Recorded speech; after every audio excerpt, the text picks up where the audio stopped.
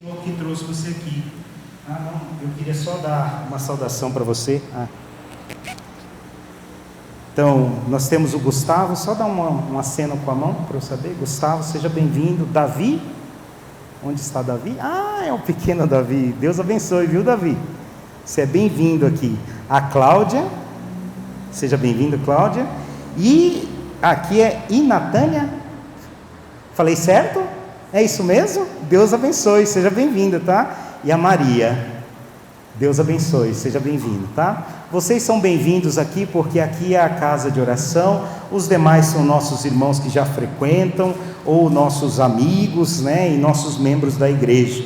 Então, que você seja bem-vindo neste lugar. Aqui nós somos uma igreja humilde, um povo humilde que crê muito no poder de Deus, na sua graça, e temos testemunhado das suas maravilhas. Uma das maravilhas de Deus é a criação. Por isso nós vamos, no tema desta noite, nós vamos estar trabalhando sobre esta identidade de Deus para nós, o que Deus preparou para mim e para você. E não é curioso, irmãos? É curioso que eu e você temos uma vida.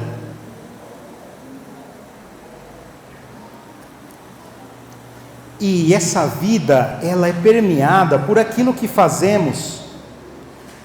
E é muito natural, e eu conversava até esses dias até com a minha esposa sobre isso. É muito natural a gente ser reconhecido por aquilo que a gente faz. Não é verdade? Mas a gente não é o que a gente faz. E é isso que o texto vai dizer. Ou melhor, a gente é além daquilo que a gente faz. Então, por exemplo, se você trabalha com mecânica de automóveis, provavelmente as pessoas vão te conhecer como um mecânico, né? Borracheiro, pedreiro, agricultor, agrônomo, né? Advogado, arquiteto, contador, professor, né? Muitas profissões. Então, e no Brasil, como a gente tem essa origem portuguesa, a gente tem muitos Josés, muitas Marias, né? Graças a Deus. E é normal a gente fazer esse traço distintivo pela profissão. Então, você conhece o Zé? Qual Zé? O Zé Pedreiro, né? O Zé Pintor. Já viram isso? Já observaram isso? Que às vezes tem isso, né? Então, às vezes a gente acostuma com essa questão do ativismo e da atividade para dizer quem a gente é. Ele é doutor de direito, ele é médico. Mas a verdade, e não há nenhum problema em você ser alguma coisa assim, a verdade é que Deus, Ele fez a gente à sua imagem e semelhança. Então, na verdade, eu e você não somos pedreiro, advogado, professor, psicólogo, escritor. Nós somos a imagem e semelhança de Deus. E isso deve trazer muita alegria ao seu coração. Sabe por quê, irmão? Porque a obra termina, porque o processo acaba, porque as coisas se degradam, a escola fecha, o curso termina, mas a imagem e a semelhança do Deus eterno jamais deixa de existir.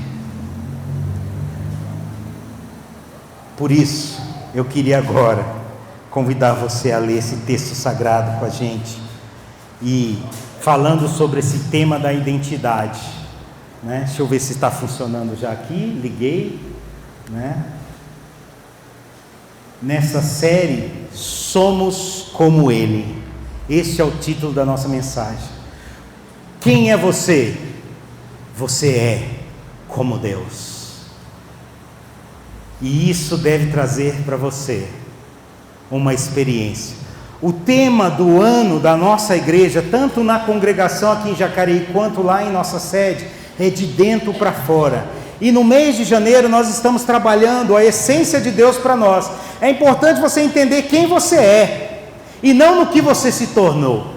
Porque quando eu e você entendermos quem nós somos, aquilo que nós fazemos pode ser relegado a um outro plano. Deus escolheu um pastorzinho certa vez para torná-lo rei.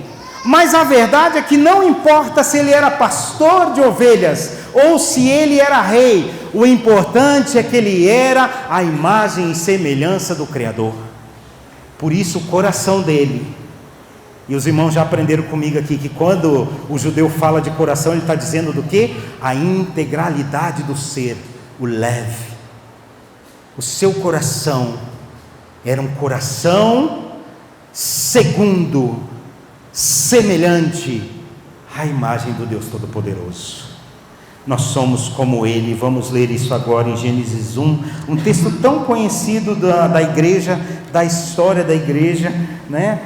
Em latim criou-se esse termo teológico de imago Dei, e ele diz assim, versículo 26, então Deus disse, façamos o ser humano à nossa imagem, ele será semelhante a nós, dominará sobre os peixes do mar, sobre as aves do céu, sobre os animais domésticos, sobre todos os animais selvagens da terra, e sobre os animais que rastejam pelo chão.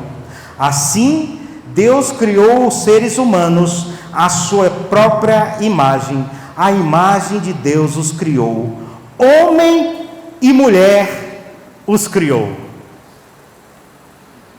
Amém. Fecha teus olhos, deixa eu orar mais uma vez com você, por favor. Pai, Elohim é o teu nome, o Deus que cria, Bará é a tua palavra, cria a partir do nada, cria, Senhor Deus, em nós, a identidade que o Senhor deseja para esta casa de oração, para esta igreja. Eis-me aqui, me usa para o poder e o louvor da tua glória. Torna cativo agora o nosso pensamento, o nosso coração, que a tua palavra agora seja a espada de 2 fios e que penetre no mais profundo do nosso ser, a fim de fazer a tua vontade. Sobretudo, que ela seja a boa semente que vai dar frutos, se possível, 1 por 100. É assim que nós oramos, em nome de Jesus. Amém.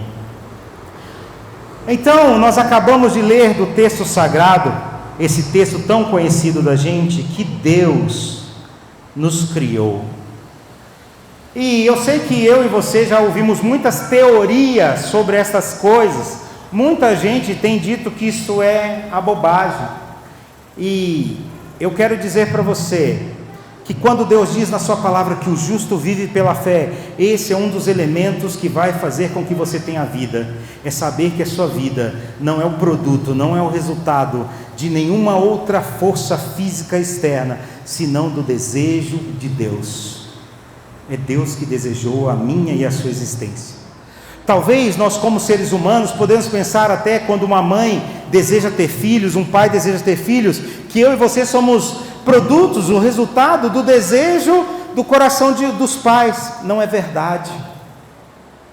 É Deus que traz a existência. Por isso ele diz que ele nos conhece desde o ventre materno, desde a concepção Deus nos conhece. E na verdade foi Ele que deu essa concepção às mães. E eu queria ler com você, falando de um teólogo alemão, Karl Barth, essa frase que é muito importante.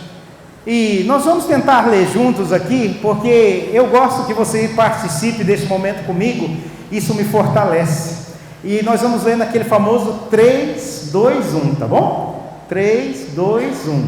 O ser humano foi criado como imagem de Deus, com o propósito de refletir e representar a natureza divina.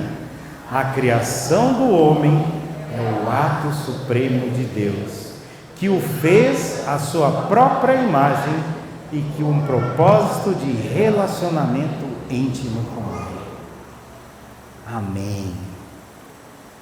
Esta frase, irmão, é frase que a gente, quando está se sentindo, às vezes, Onde estou? Para onde vou? Quem eu sou? É bom a gente ler isso e ler esse texto de Gênesis, porque o ser humano ele foi criado como a imagem de Deus, e a imagem de Deus, eu queria trabalhar com você esse conceito, e esse vai ser agora o ponto 1 da nossa mensagem, né? É o traço distintivo de toda a criação. O traço distintivo de toda a criação é a imagem de Deus. Eu queria que você pensasse agora, usando a sua imaginação. Imagine Deus. Imagine Deus. Você consegue imaginar? Você pode imaginar Deus? Imagine Deus. E aí a filosofia vai dizer que nós projetamos o Deus segundo a nossa imagem, porque eles não acreditam na criação. Mas nós dizemos que é o contrário. Um Deus santo, perfeito e amável projetou em nós a sua imagem. E eu não sei que imagem você pensou de Deus, e se você se preocupou, talvez com a sua mente cartesiana, em projetar Deus de uma maneira física. Se você pensou e se preocupou com isso, eu já quero dizer que você cometeu o primeiro erro. Por quê? Porque Deus é Espírito. Sabe aquela pergunta tola? Deus é homem ou mulher? E aí os homens começam a projetar dos seus pensamentos pecaminosos e da sua natureza caída um Deus. Deus não é homem nem mulher, porque Ele não é coisa criada. Deus é Espírito. Pelo contrário, Ele que nos criou como homens e mulheres, e nós somos homens e mulheres segundo a imagem de Deus. Portanto, o que nos define, na verdade, é o quê? O nosso ser interior. Toda mulher, todo homem tem capacidades, habilidades, condições de promoverem a identidade de Deus. Nós acabamos de cantar que Ele continua sendo bom. Então, uma das propriedades, se é que podemos chamar assim, de Deus é que Deus é bom. Quer uma boa notícia esta noite? Você consegue ser bom também. Às vezes você não deseja, por quê? Porque você pode estar indo contrário ao desejo de Deus, e o desejo do homem contrário que o afasta de Deus é não ser bom. Mas se você caminhar na vontade da imagem e semelhança de Deus, o traço distintivo da criação é que você seja o quê? A imagem e semelhança dele. Então, se você afirma, e se você pensou, e se as escrituras afirmam que Deus é bom, qual é a condição do seu ser de ser imagem e semelhança? Bondade. Obviamente nós não seremos bons como Deus é bom, porque Deus é a bondade. Você está entendendo? Não é que Deus tem bondade, não é que Deus executa a bondade, não é que de vez em quando Deus faz uma bondade. Isso é a característica minha e sua quando andamos no caminho do Senhor.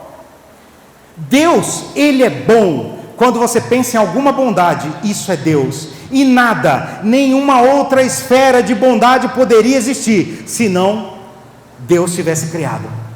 Ele é a bondade, e na sua bondade, como o raio do sol, Ele reflete para nós, irradia para nós os seus raios. É isso que significa, de uma maneira até mal comparando, o que é a bondade de Deus. Eu e você não conheceríamos bondade, não saberíamos o que é bondade, se a gente não conhecesse isso, porque Deus fez assim para conosco. Então, sabe quando você está às vezes perdido na vida e alguém faz bondade com você? Você já recebeu bondade de alguém, benefícios de alguém? Talvez você estava precisando de uma ajuda e alguém foi lá e te ajudou. Essa pessoa foi boa para contigo. Esta bondade, em essência, é Deus. Toda a bondade emana dele. Não é que Deus é a coisa, nós não estamos coisificando Deus, pelo contrário, nós só podemos compreender em plenitude a bondade quando nós olhamos para Deus, porque Ele é a essência de nós. Se nós pensarmos em outro atributo que Deus compartilha conosco, como por exemplo o amor. Você já recebeu o amor de alguma pessoa?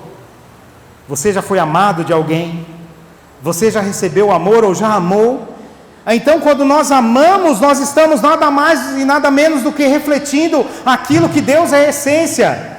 Não existe amor sem Deus. É isso que ele está dizendo para nós. Então, quando Barth diz isso que ele diz assim, olha, o ser humano foi criado como a imagem de Deus com o propósito de refletir e representar a natureza divina. É isso, o propósito da minha e da sua existência, fomos refletir e representar Deus. Então ele diz assim, façamos o ser humano, leia aí na sua Bíblia, a nossa imagem, ele será semelhante a nós. Então, na essência, eu e você fomos criados para ser igual a Deus. Igual como, pastor? Igual na essência. Certa vez um teólogo batista, Abe Langston, ele disse que Deus é espírito pessoal, perfeitamente bom, que em seu cuidado, em seu transbordamento de amor, ele cuida, ele governa todas as coisas. Então é esse amor perfeito de Deus, cuidando e governando todas as coisas. Mas o que é o mal, pastor? Então, o mal é a ausência do bem, o mal é a ausência de Deus. Você quer experimentar a bondade de Deus ou a maldade ou a maldade do mundo? Quando você quiser experimentar a maldade, é só você abandonar Deus. E quando você quiser experimentar a bondade de Deus, é só você aproximar dele. Por isso ele diz, buscar-me-eis, e me encontrareis quando buscardes. É simples, irmãos. A gente começa a buscar ao Senhor, e a gente encontra nele bondade, perfeição, amor, acolhimento. A gente rejeita Deus, a gente está indo no movimento oposto.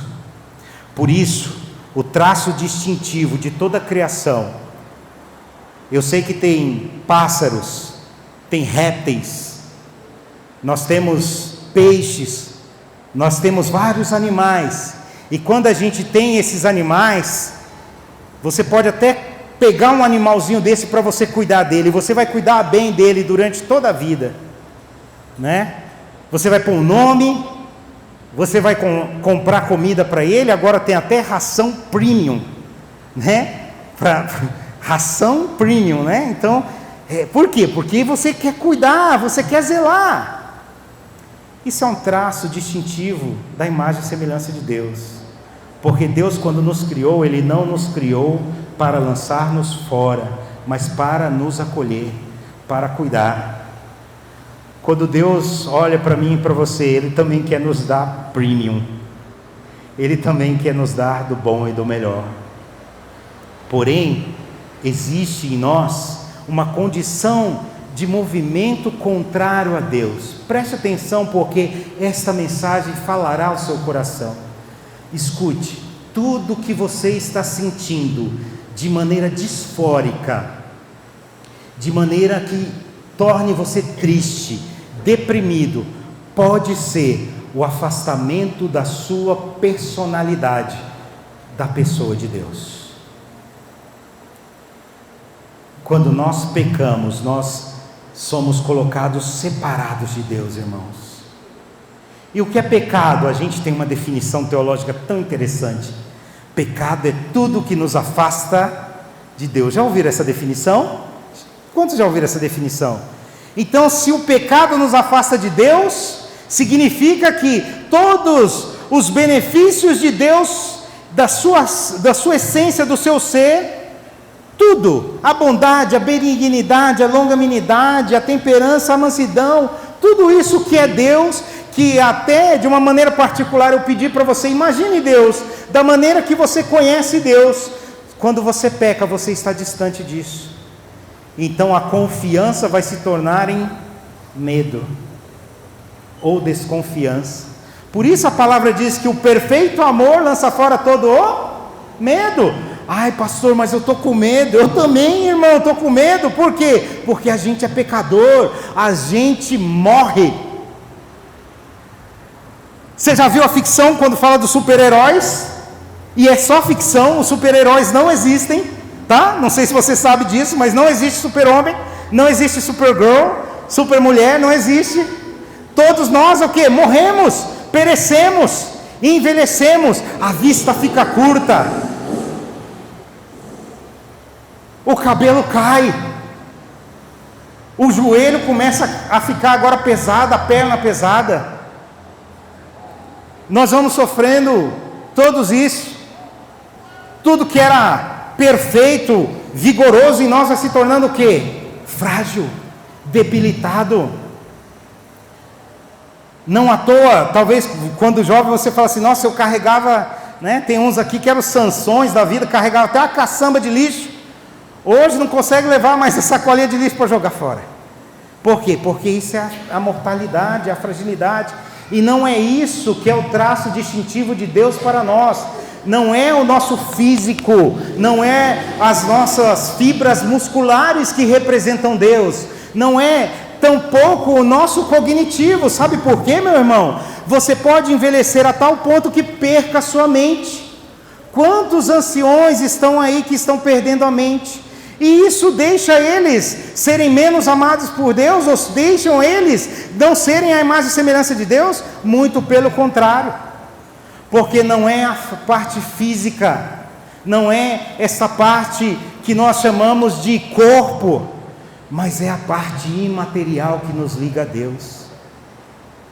A imagem e semelhança de Deus é isso, a bondade de Deus, os atributos de Deus para nós. Por isso o traço distintivo de nós é que Deus nos fez a imagem e semelhança dele. E por isso,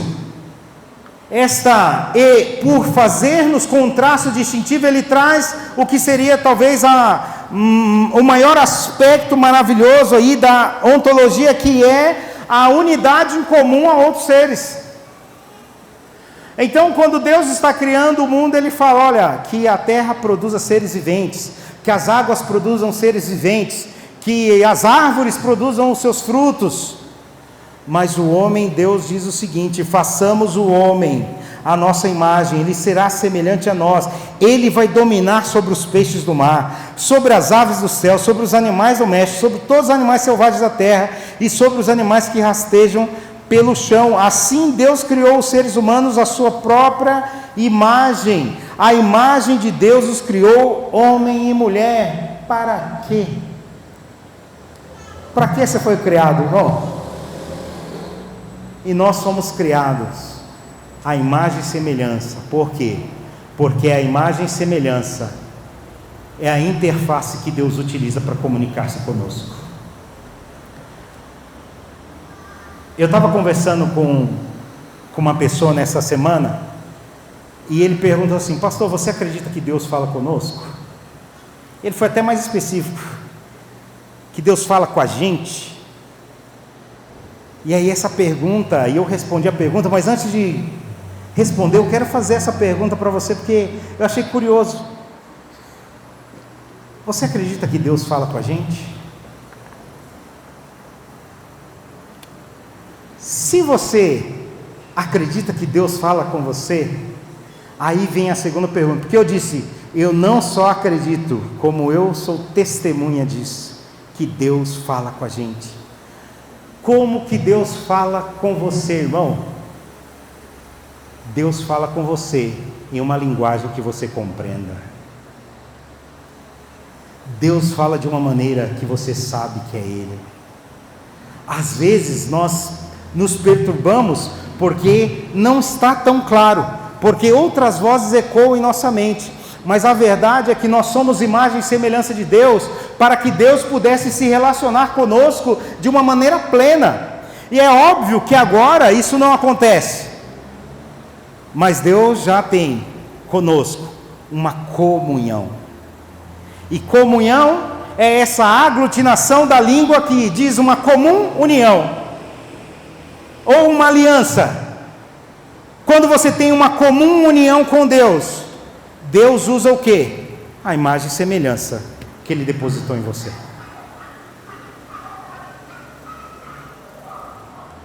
Quando você quer ensinar um truque a um animal, às vezes você dá um pet ali, ele está, o cachorrinho principalmente, você dá o alimento para ele.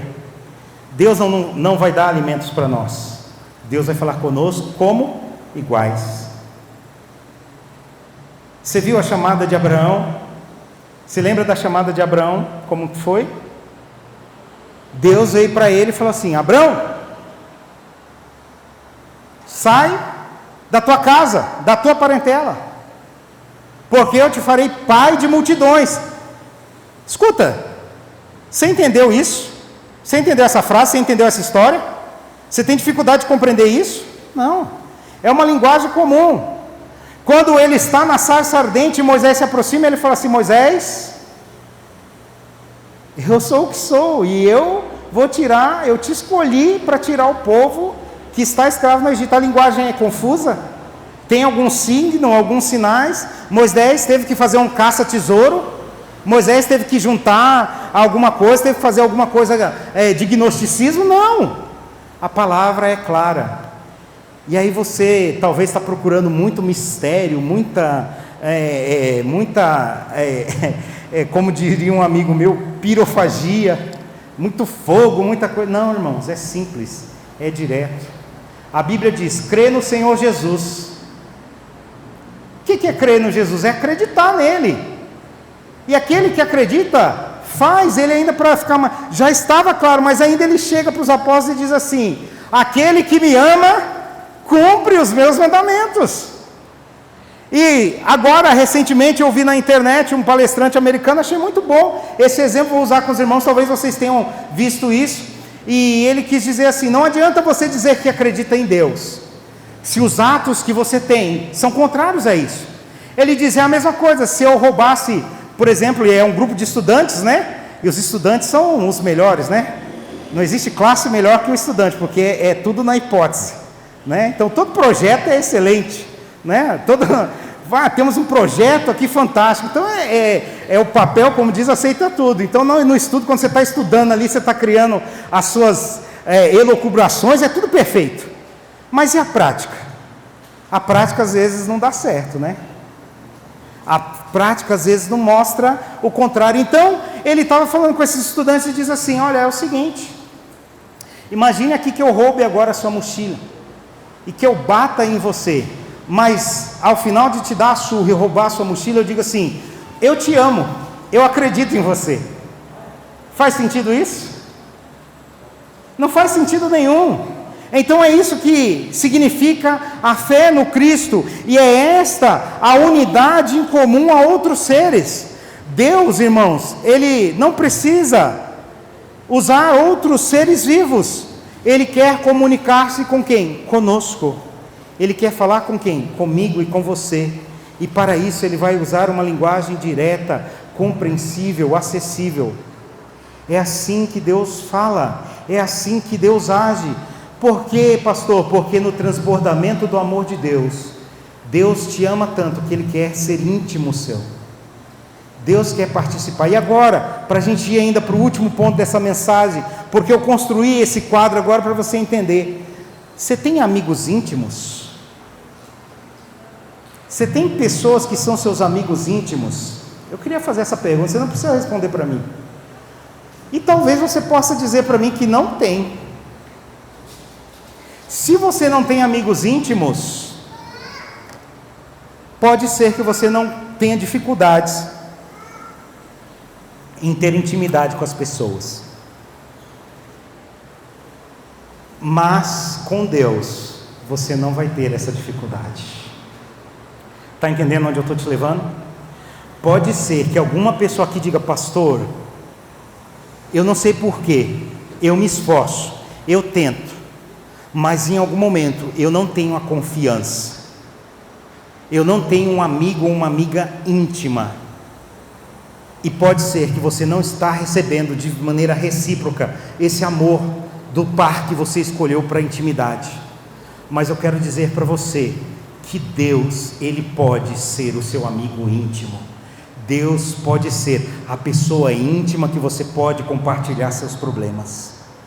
Por isso, quando às vezes nós não temos nada nem ninguém, nós podemos ter o Senhor.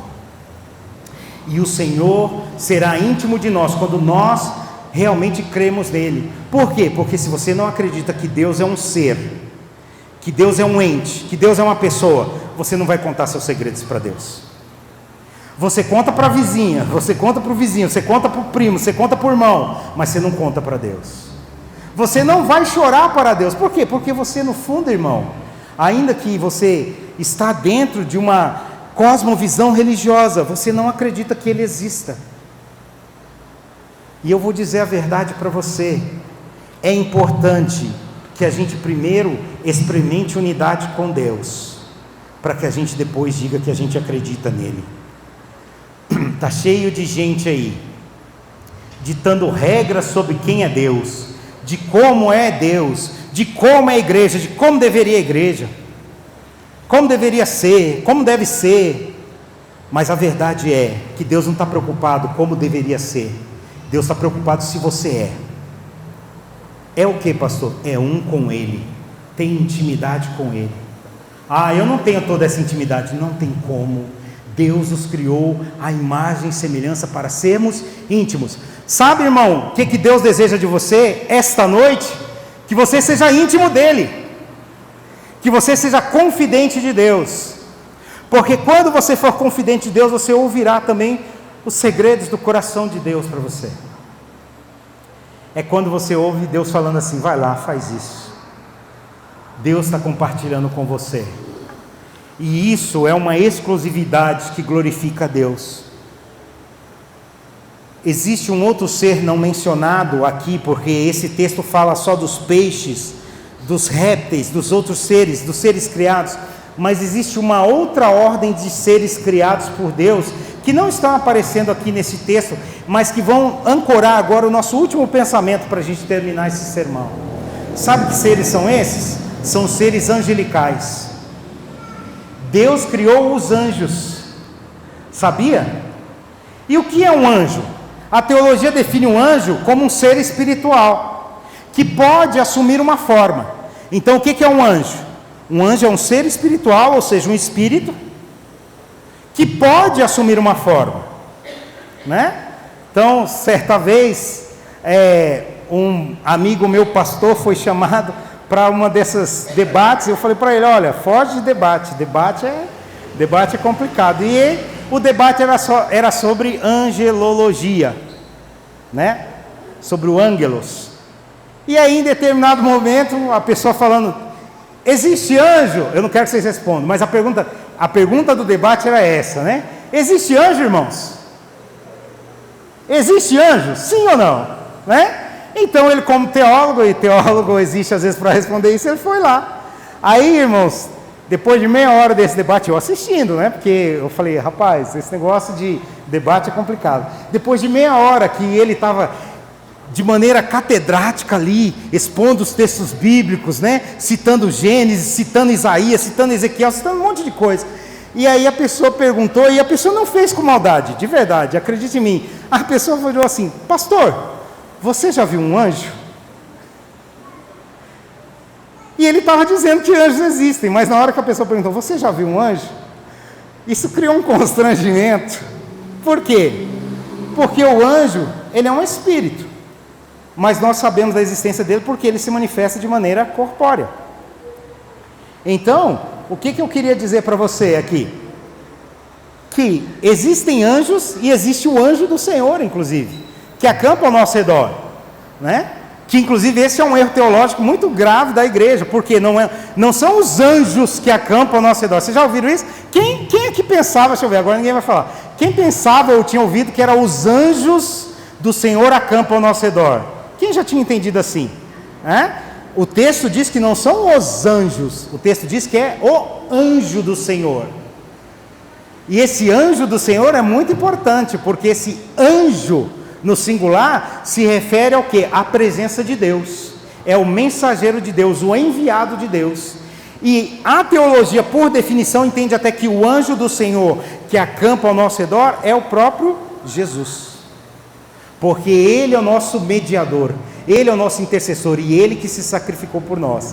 Mas a teologia comum acabou dizendo anjos, e a gente pensa que tem, até baseado em outros textos das Milíades. E agora você vai pegar a sua Bíblia aí depois ou em casa para tentar ver os versículos, e você vai ver que a palavra é o anjo do Senhor. Então existem o anjo do Senhor, os mensageiros, e existem os anjos que Deus criou. E esses anjos, eles são, além de serem espíritos, eles são dotados de capacidade incomum, ou, como a gente gosta de dizer, superpoderes. Então, vocês lembram de duas cidades chamadas Sodoma e Gomorra? Vocês lembram o que 2 anjos fizeram à cidade? Apenas 2 anjos. Vocês lembram o que o arcanjo vai fazer sobre isso? Né? Arcanjo Miguel, arque é esse prefixo de superior, de comandante, ou seja, arcanjo significa o anjo superior aos outros anjos, o líder dos anjos. E há um estudo teológico, uma linha que diz que ele é inclusive esse ceifador, né? Quando Deus chama o arcanjo, não é para conversar, né? Lembra de Daniel? Então tinha um anjo chamado Gabriel que tinha que levar uma mensagem, e diz que o príncipe da Pérsia, é um texto muito fantástico nesse sentido, o príncipe da Pérsia resistia e o anjo não podia, e Deus mandou o arcanjo lá. Quando o arcanjo Miguel chegou, o que aconteceu? Acabou a algazarra, né? Rapidamente a mensagem foi liberada. Então existe de maneira muito diminuta e escassa, a ideia do anjo. Por que você está falando isso, pastor? O que tem a ver? Tem a ver, porque Deus podia, simplesmente, quando eu e você nos convertêssemos aqui na terra, que anjos pregassem a sua palavra, e ao momento que eu falasse sim, Jesus, seja na sua convicção arminiana, ou que você fosse o eleito, o escolhido, demonstrando na sua convicção calvinista, você iria para o céu e os anjos pregariam aos homens. Poderia ou não poderia? Um anjo não é um mensageiro? Então, se Deus tem uma mensagem, o que é mais óbvio no pensamento humano de se pensar? Que os anjos enviem a mensagem. Foi assim que Deus planejou? Não. Ele criou a nós, homens e mulheres, escute isso, a imagem e semelhança dele. Nos fez perfeitos. Aí nós caímos. E aí ele envia o Filho dele para nos resgatar. E a promessa, segundo Filipenses 1,6, é que Jesus começou uma boa obra em nós, que vai completá-la em um momento, mas ainda enquanto estamos em obra, Ele pede para nós: ide por todo o mundo, pregai o meu evangelho a toda a criatura. Deus poderia usar os anjos, mas Ele quer usar a mim. Porque quem é a imagem e semelhança de Deus? Eu, não são os anjos. Por mais que os anjos sejam seres espirituais, celestiais, sejam dotados de poder, sejam dotados de cognição, de volição, Deus não quer usar anjos para essa finalidade. Quem que Ele quer usar para convencer os seres humanos à imagem e semelhança que Ele é Deus? Os semelhantes do próprio homem. E para isso é preciso que eu e você usemos da exclusividade de Deus. Em outras palavras, eu e você somos exclusivos. Tudo isso que eu disse agora, nesse sermão, que está até bastante teológico para o meu gosto, é para dizer para você que você é exclusivo. Está entendendo?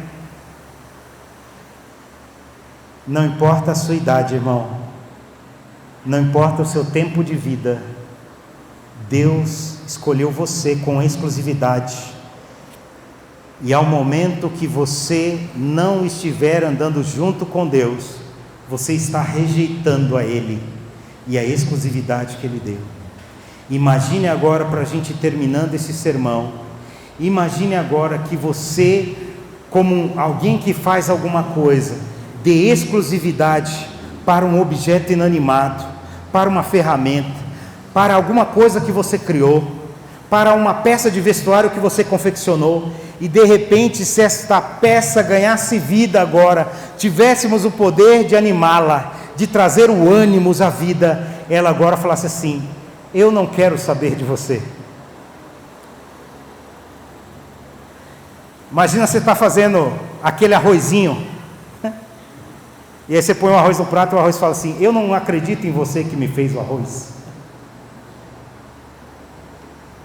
Como que você se sentiria?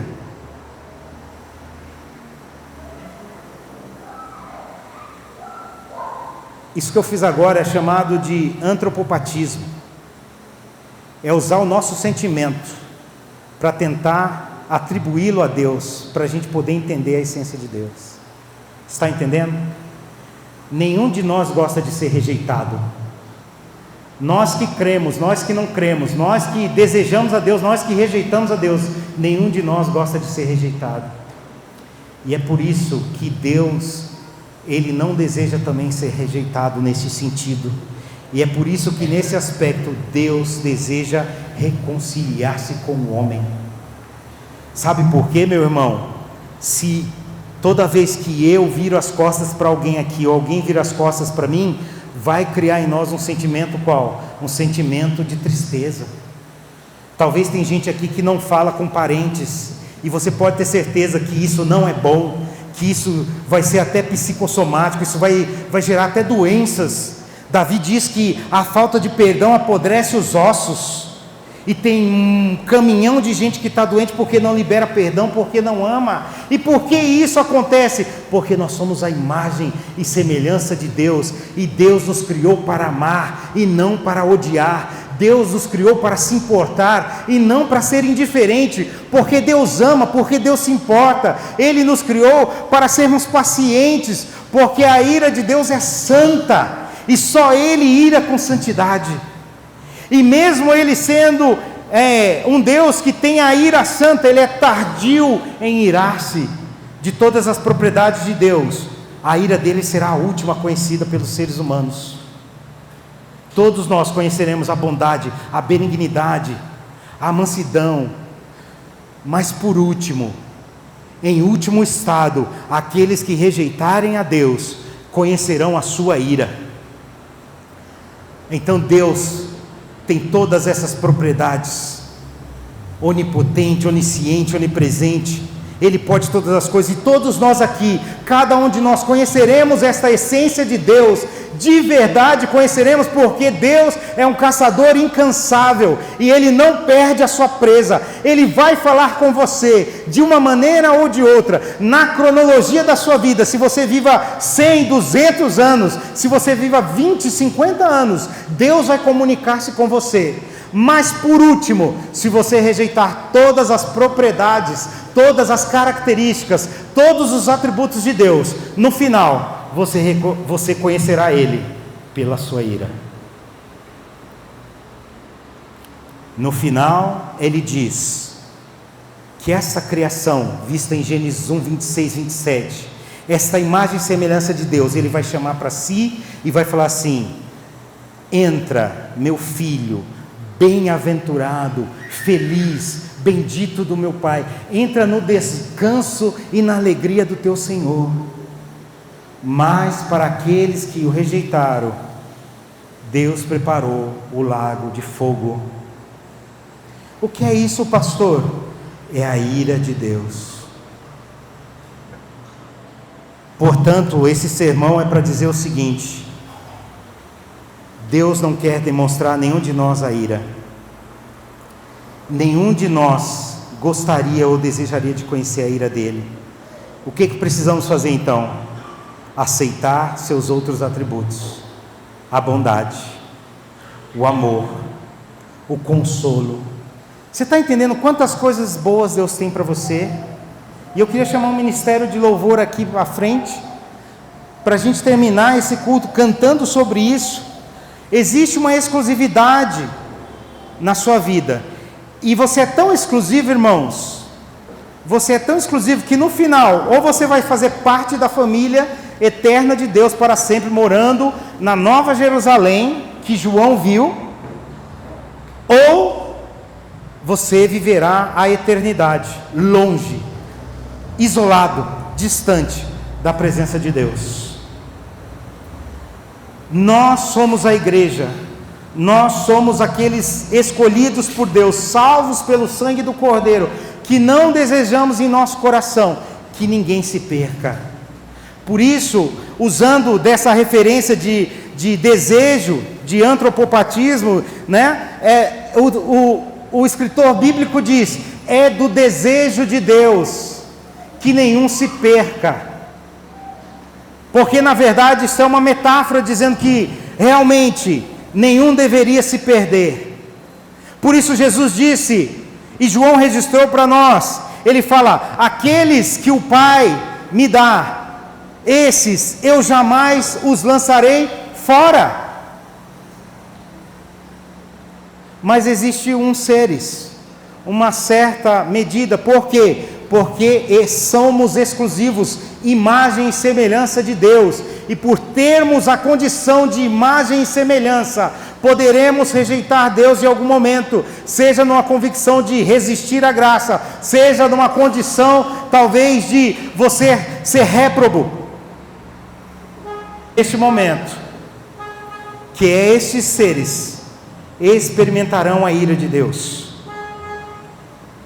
A ira de Deus deveria ser recebida por cada um de nós em totalidade. O que impede que eu e você recebamos a ira de Deus é o amor dele expressado na figura de Cristo Jesus. Por isso, a exclusividade nossa glorifica a Deus. Ele ama tanto eu e você. Vamos falar juntos João 3,16 na versão ARC que a gente guardou desde pequeno. Porque Deus amou o mundo de tal maneira que deu o seu Filho unigênito, para que todo aquele que nele crê não se perca, mas tenha a vida eterna. Ter a identidade de Deus é ser salvo por Ele. Receber o amor de Deus é ser salvo por Ele. Esse sermão está dizendo que existe inferno, existe lago de fogo, mas também está dizendo que não é isso que Deus quer para você. O que Deus quer para você? Mansões celestiais e ruas de ouro. Quando criança, e essa é a minha última fala para você, quando criança eu participava de pequenos grupos, e um desses cultos acontecia numa fazenda, lá em Andradina, Fazenda Guanabara, para dizer que o pastor não está inventando história. E tinha uma irmã que sempre cantava este hino, que ele fala assim, né? Meu amigo, hoje tu tens a escolha, vida ou morte, qual vais aceitar? Amanhã pode ser muito tarde, hoje Cristo te quer. É hoje. Qual é o dia da salvação? Qual é o ano aceitável? Qual é o dia aceitável? É hoje, porque amanhã pertence a Deus. Então eu queria levantar você agora, que você se coloque de pé, e nós vamos cantar essa canção, e depois disso nós vamos orar, porque talvez tenha alguém aqui querendo experimentar esta misericórdia, querendo receber de Deus a bondade de Deus, querendo receber a sua graça, porque nós fomos criados à imagem e semelhança de Deus, para receber dele todas as coisas que ele é.